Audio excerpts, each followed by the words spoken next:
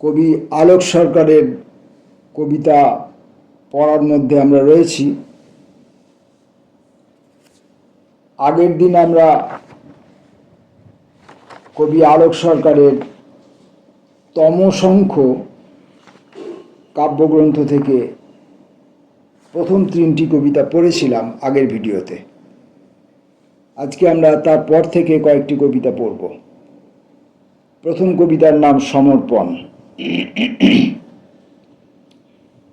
আমার ভিতরের প্রতিটি পরিবর্তন আমাকে ভাবায়। আমি টের পাই অলক্ষ্য ভাঙাচোরা, অলক্ষ্য নির্মাণ প্রতি মুহূর্তের। আমার ভিতর অনলস রূপান্তর। কে তুমি কর্মময়? তুমি আমার সখা, আমার ঈশ্বর। প্রিয়তম ফুল, শীতল সংবেদ, বসন্তবেলার ধুলোরা মাঠ, মলিন অপরিচিতি। এইসব স্বাভাবিক আমার আলস্য, আমার ভীতি। প্রতিটি ভালোবাসা বিবশ অভ্যাস, প্রতিটি সংগ্রহ নিরুত্তাপ নির্বাচন। বটফল ছড়ানো উঠোন, লাউ মাচার উপর রোদ হয়েছে বাঁকা। প্রথম যৌবনের কৃষ্ণচূড়া গাছ, খরস্রোত নদী, তাৎপর্যহীন আনন্দ বেদনাহীন। এখন সাদা বাড়ির মোহময় স্তব্ধতা অরূপ আকর্ষণ। আমার নিরন্তর কান পেতে থাকা শব্দহীন পরিশ্রম, পরবর্তী অভিলাষ কোন পটভূমিকায়। আমার সমর্পণ হেমন্তবেলার নদী, লাল ধুলোর পথ, অনিঃশেষ চৈত্র মাস, মলিন হেমন্তকাল, অকুল বিস্তীর্ণ নিশীথিনী। ও আমার সখা, আমার ঈশ্বর।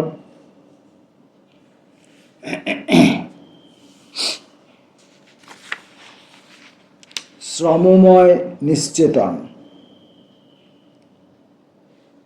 জলভরা মেঘের উদাস থেমে থাকা জানালার আকাশে স্মরণ করায় প্রবাহহীন সময়, শব্দহীন বনান্তরাল। সকল সচলতার বুকের অন্ধকার, প্রয়াসীন নিঃশ্বাসে উৎসবের সানাই, নির্জন মঙ্গল ঘট।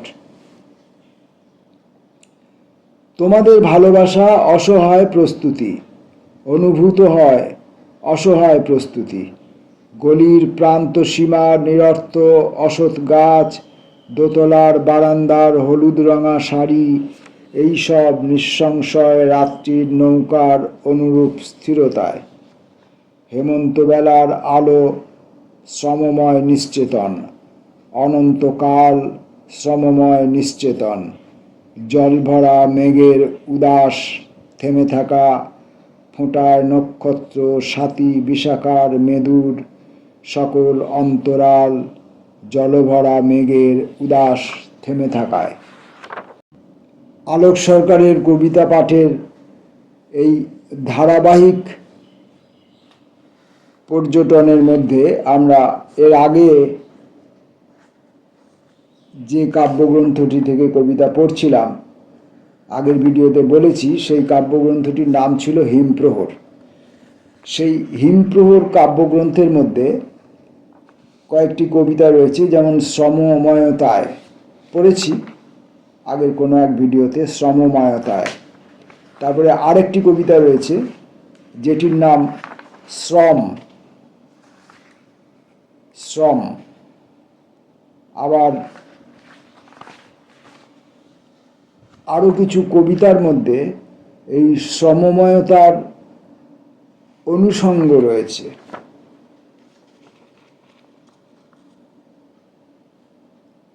যেমন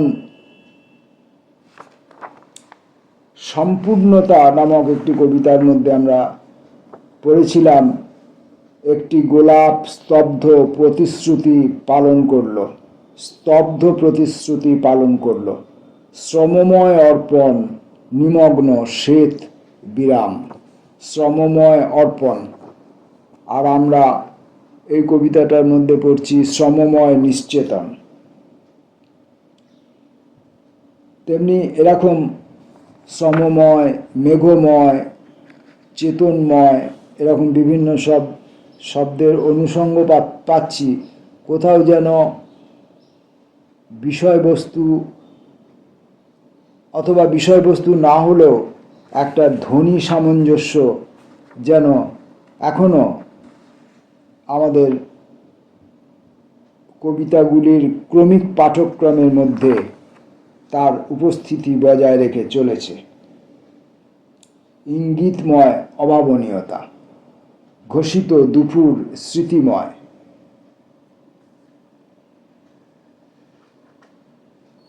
আবৃত গোলাপ আর নির্মাণ কর্মময়তা।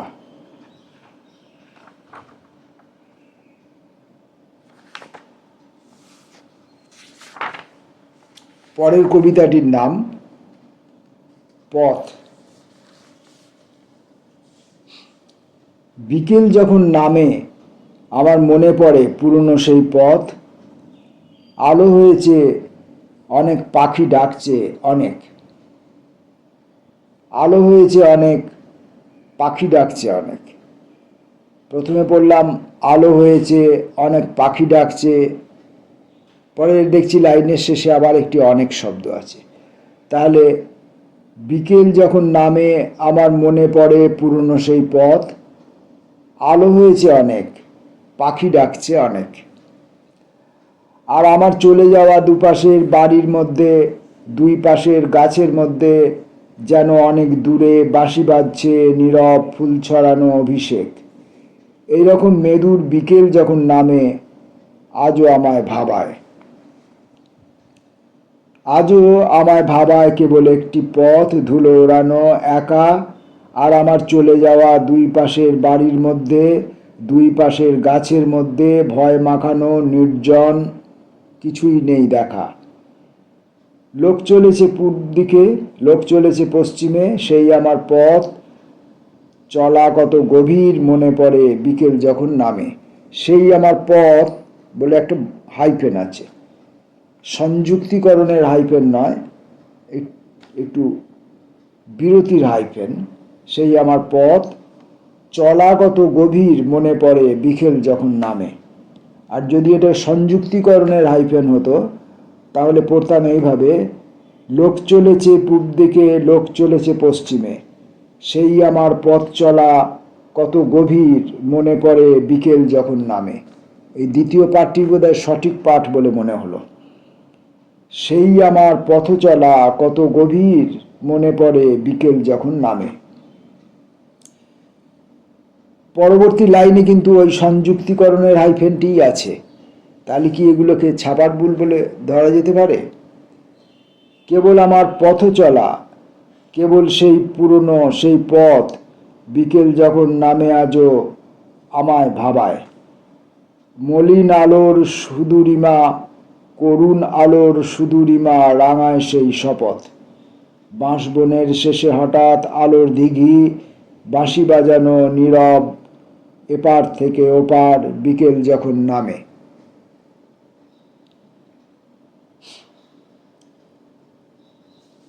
কবিতার নাম জানলা। এই জানলা, নিভৃতি, পথ, গোলাপ, এই অনুষঙ্গ আমরা আগের কাব্যগ্রন্থতেও বারবার পড়েছি। জ্যোৎস্না হয়েছে খুব, পলাশ ফুল ফুটেছে। তোমার ঘরের মধ্যে, তোমার জানলার পাশে দাঁড়িয়ে সব দেখা অতিরিক্ত মনোনিবেশ। মাঠের মধ্যে হাওয়া যেন এগিয়ে আসে, কালো পাথর পাহাড়। এই আমার আবেশ, এই আমার প্রাণনা। সাদা পাখায় ভেসেছে শব্দহীন পেঁচা, অনাসক্ত নিরুদ্দেশ। তোমার ঘরের মধ্যে তুমি কোথাও নেই, তোমার ঘরের মধ্যে তুমি কতদিন নেই। কেবল তোমার জানলা, তোমার জানলার পাশে দাঁড়িয়ে সব দেখা অতিরিক্ত মনোনিবেশ। এই তোমার অন্তরাল দ্যুতিময় নিঃশ্বাসে দেখায় তোমার বাড়ি কত গভীর গোপন। জ্যোৎস্নাময় নির্জনে কাঁপে তোমার আবেশ। পরের কবিতা নিভৃতি। তোমার বাড়ির ভিতর যাবার আগে আমার প্রথম ভাবনা আমার গলার স্বর, আমার উচ্চারণ পদ্ধতি। একদম সঠিক কথা। আলোক সরকারের কবিতা পাঠ করতে আসার সময় বা অন্য যে কোনো কবির কবিতা পাঠ করতে আসার সময় আমার এই জাতীয়ই সংকোচ আমার মনের মধ্যে কাজ করে, এই জাতীয় দ্বিধা আমার মনের মধ্যে কাজ করে, এই জাতীয় ভয় আমার মনের মধ্যে কাজ করে। তোমার বাড়ির ভিতর যাবার আগে আমার প্রথম ভাবনা আমার গলার স্বর, আমার উচ্চারণ পদ্ধতি। আর সবই তো ঠিক আছে, চুল রয়েছে আঁচড়ানো, জামা রয়েছে টান টান, কেবল আমার ভয় তোমার শুনতে না পাওয়া। বলার রয়েছে অনেক, ছাদের কার্নিশে, বটগাছের চারা, উঠোনের মাটির নিচে একটা ভাঙা বাঁশি। হাওয়া যখন দিল উড়ল ঘরের পর্দা, ঘরের সাদা দেয়ালে ত্রস্ত দুটো হরিণ, ভীষণ তাদের দ্রুততা। কেমন করে বলবো, কতবার তো দেখলুম, বলতে যখনই গিয়েছি গলা আমার কাঁপে, জড়িয়ে যায় জিভ। তোমার চোখের পাতায় কোথাও নেই কাঁপন, আমার চুলের বিন্যাস দেখো কেবল সব প্রশংস, আমার জামার গরম। মানে আমার বাহ্যিক প্রকাশ, আমার বাহ্যিক সাজসজ্জা, আমার বাহ্যিক আড়ম্বর সব কিছুই ঠিক আছে, মোটামুটি চলেবল, কিন্তু আমার গলার স্বর কাঁপে, আমার জিভ জড়িয়ে যায়, আমার উচ্চারণ ভুল হয়। আমার কথাই কবি লিখেছেন কতদিন আগে, আমাকে তো তাঁর চেনা সম্ভব নয়, আমিও যেমন তাকে প্রত্যক্ষ করিনি, তিনিও আমাকে প্রত্যক্ষ করার কোনো প্রশ্নই ওঠে না, তিনি আমাকে চেনার কোনো প্রশ্নই ওঠে না তাঁর ক্ষেত্রে। আকাশের সুদূরতম নক্ষত্র এই মাটির পৃথিবীর কোনো সামান্য মানুষের খোঁজ রাখে কি? আজকের মতো শেষ কবিতাটি পড়ব, জামরুল গাছ। তুমি যখন আমার বাড়ির ভিতরে আসো আমি তোমায় চিনি, ভিড়ের মধ্যে তোমার চোখে কীরকম আলো, তখন আমার ভয়, আমার বিস্ময়, ভিড়ের মধ্যে আমি তোমার নাম ধরে ডাকি না। আমার বাড়ির চার দেয়ালের সীমার ভেতর কত সহজের তুমি, ইচ্ছে মতো খোঁপা ঠিক করো। সব কিছুই অস্বীকার, লোকজন নেই, শব্দ ছবি নেই, এইরকম নীরবতা তোমাকে সহজ করে। সমস্ত দিন ব্যাকুল প্রতীক্ষা, তুমি কখন আমার বাড়ির ভেতরে আসবে। সমস্ত দিন জামরুল গাছ অলস পাতা ঝরায়, সপ্রতিষ্ঠ জামরুল গাছ সমস্ত দিন দেখি। এইরকমভাবেই আমার কথাই বারবার লিখেছেন কবি। তখনই কবি আমাদের প্রিয় কবি হয়ে ওঠেন যখন কবি আমার অনুভূতিগুলোকে, আমার অনুভবগুলোকে, আমার অভিজ্ঞতাগুলোকে তিনি আগাম উপলব্ধি করেন এবং আমার মতো করে ব্যক্ত করে যেতে পারেন, তখনই সেই কবি প্রিয় হয়ে ওঠেন।